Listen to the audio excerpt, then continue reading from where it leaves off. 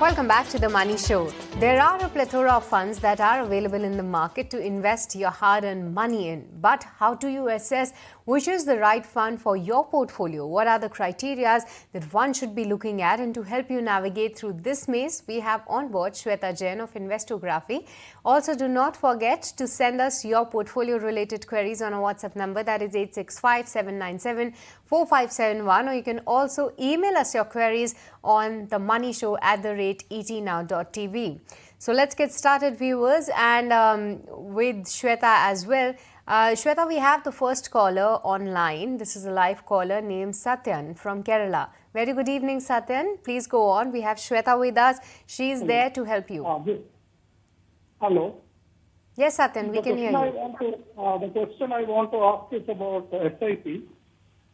So the question is, in SIP, rather than giving a mandated SIP where a fixed amount is deducted on a particular day every month, can I invest at straight? Can I invest small amounts at regular intervals on my own, so that I can take advantage of the dip in the NAV? Okay, Shweta, so putting his question, he is asking that instead of SIP with mandates, which is like putting a sum of amount of money at periodic intervals, can he invest varying amounts in mutual funds every month or periodic intervals depending on the NAV? What are your views on this? Mr. Satyan, of course, you can invest any amount that you want and any periodicity that you want.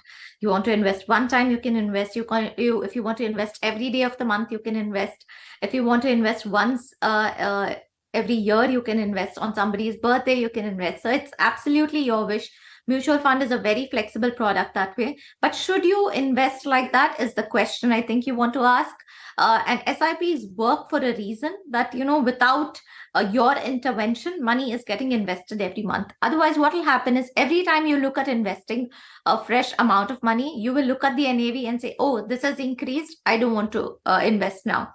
Or even worse, this has fallen, so I don't want to invest now. So the emotion part of investing gets into play every time you have to take a decision. So research says that the lesser number of decisions you have to take or lesser number of actions you have to take while investing will help your portfolio grow further. So that is why setting up an SIP, whether it is increasing amounts every period, whatever time that you wanted to give, or investing additional amounts when markets fall is something that you can do. But I think you should stick to an specific amount to invest every month so that you're not falling into this trap of timing the market, otherwise you're definitely going to invest far lesser than you would have invested through an SIP.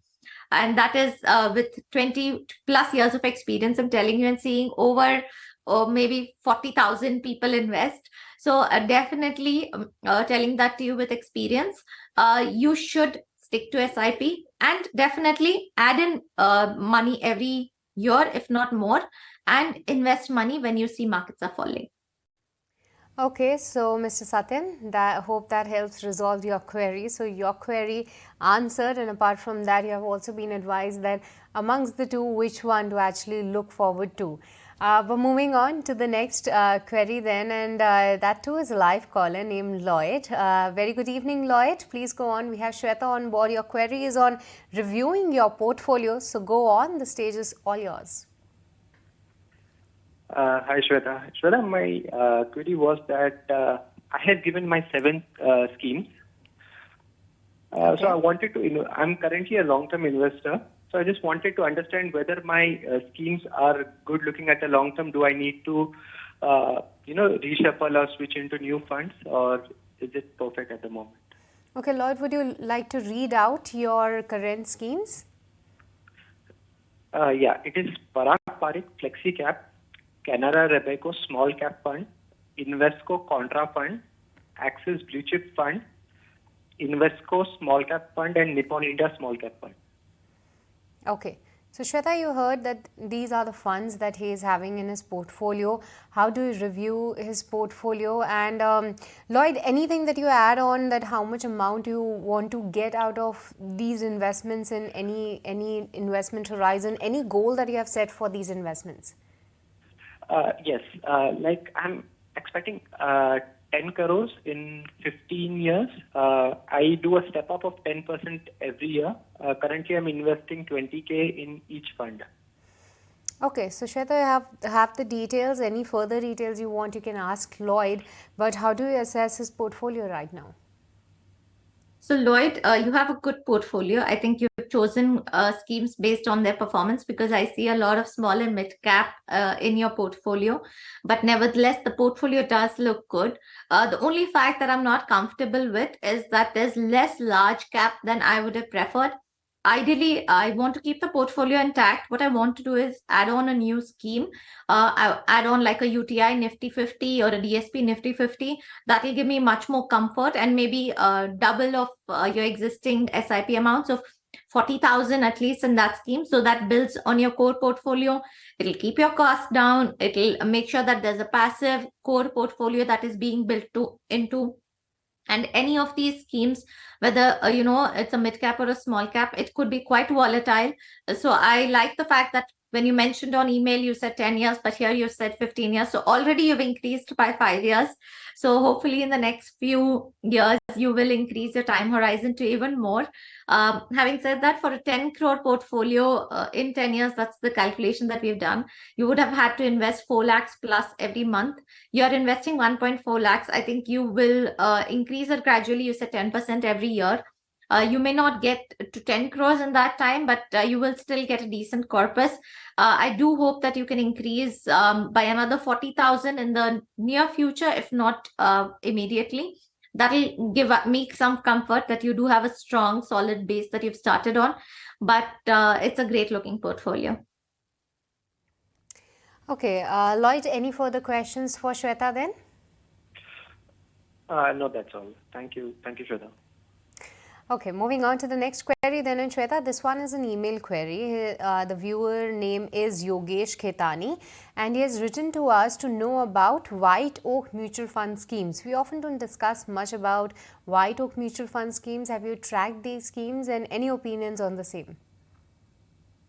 So I think he does mean that, can we trust new fund houses? So I'm going to take that question like that, so that, it's not just personal towards one or two mutual funds.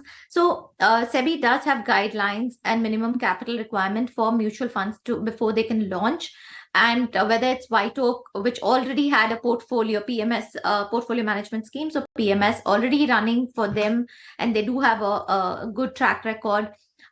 So mutual funds do have different lines of protection for investors, whether it's trusts, whether it's processes, whether it's different teams to do different things.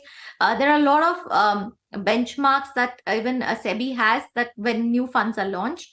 So you are okay to invest in these schemes. Having said that, White Oak specifically, yes, it also is held by Mr. Ashish Somaiya, who has a fantastic track record of being the CEO and MD of Motilal Oswal before his stint here. So I think White Oak is definitely in good hands, specific to this fund house.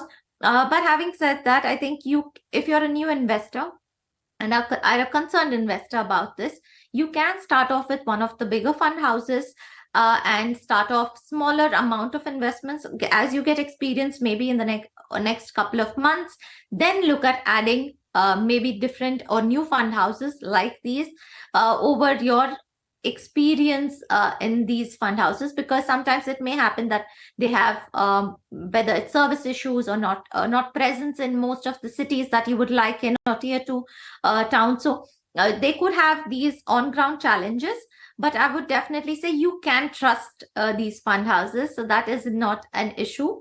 I would say that, like I said, start off with bigger fund houses. These are things that you can add on as your satellite portfolio. The bigger fund houses, you can start as your core. Yes, Yogesh, there's no doubt. There's no point of doubting because not just Ashish Somaya, we have Prashant Kemka on the board as well. And like Shweta highlighted, that they have the procedure of getting the right approvals before they can come up with any schemes for the customers. But moving on to the last query then, Shweta, this one is from Abhishek Basu. And this one is an email query. His question is for the long-term SIP for 20 years. If the selected mutual fund cannot beat the index for the first 5 years, is it okay to continue the mutual fund, or what will be the procedure to shift to another mutual fund? So I would recommend you to look at the strategy of the fund house and see why is the fund house strategy not working. Is this something that they've changed over time? Has the fund management changed? What has been the reason for its underperformance? As a category itself, has the strategy not performed? Is it because of high fees? Is it because of high turnover? So these are things that you should really look into before deciding that, I would want to move out of this scheme or fund house. So I would definitely look at these rather than just say, okay, this is not performing, let's move. You should also see how comfortable you are as an investor with that fund house, and how should you switch to another fund. You can redeem and you can reinvest with the next fund house. So that is something that you can do. But I think for 20 years, if you've given it 5 years, maybe give it another year or so and see why is it not performing. Check with the fund fact sheets and see literature, what they put out, what is happening, because there's definitely not going to be a bout of underperformance without any reason. So you have to find the underlying reason before deciding that this is not the scheme for me. But if it still doesn't stand true to you, or you're not really convinced about it, definitely switch the fund house or the scheme. Make sure you're looking at exit loads and taxes before doing that. Okay, so that's the advice coming in for Abhishek Basu. Thank you so much, Shweta, for joining us today on ET Now and helping all our viewers with their portfolio-related queries. But with this, viewers, it's a wrap in this edition of The Money Show. It's a goodbye from me and the entire team who put this show together. Thank you so much for tuning in.